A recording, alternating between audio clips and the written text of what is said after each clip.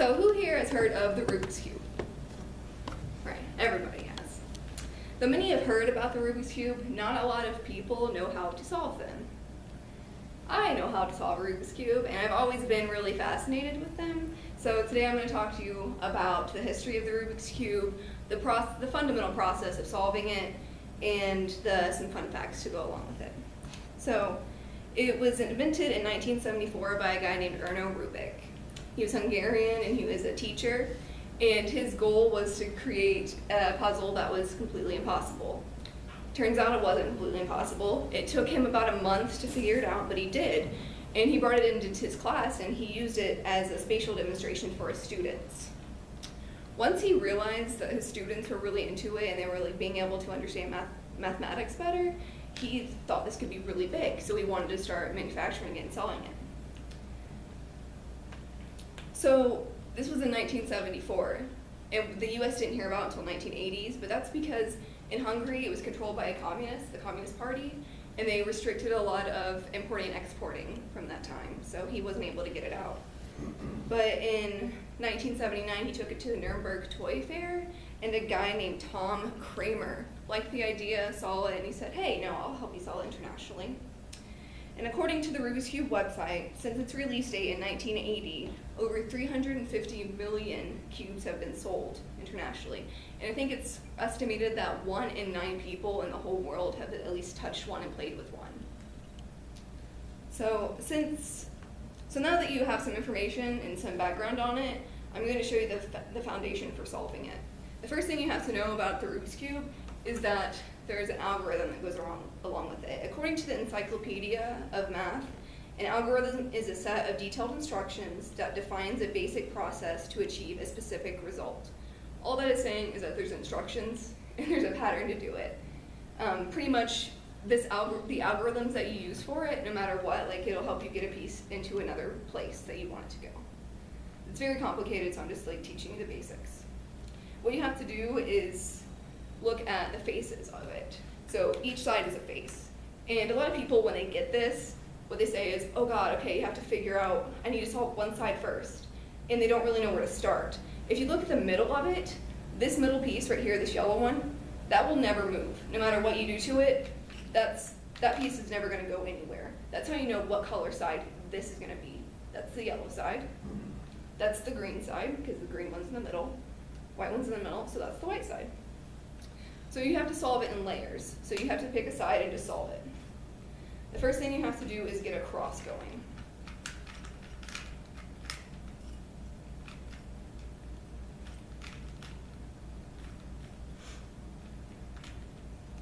And while you're solving the cross, the main thing that you have to remember is you have to be really aware of your surroundings of the cube.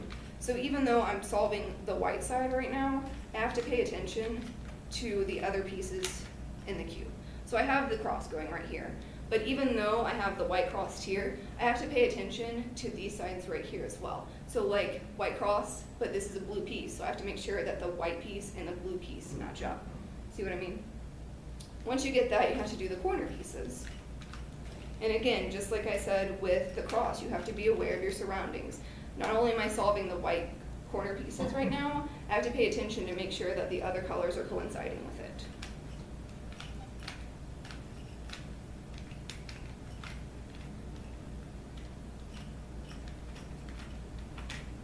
Okay, so now I have this side completed. But not only I have this side completed, but because I was aware of my surroundings, I also, once I flip it over, I have all of these pieces done as well. Now we have to move on to the next layer. Now this one's really kind of complicated, and there's not really a lot that you can give. It's just pretty much algorithms. It's just basic patterns of how to solve it. You just have to be aware of what you're doing and follow the patterns that the book guide gives you, which comes in any Rubik's Cube that you buy.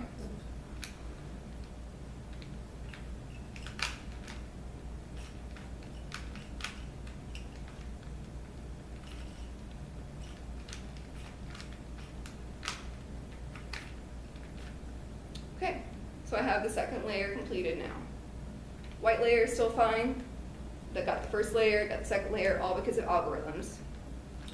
And now the top part is pretty much just like You have to solve it pretty much exactly the same way you do the bottom part. You have to do the cross first.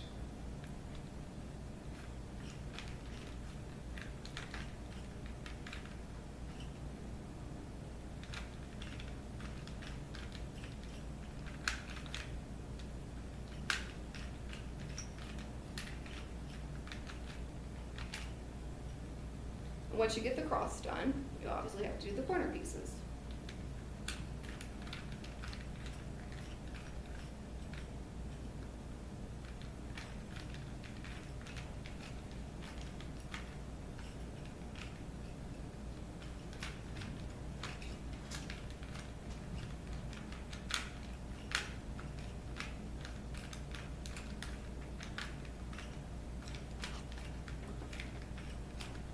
And all I'm doing is doing algorithms for memorization.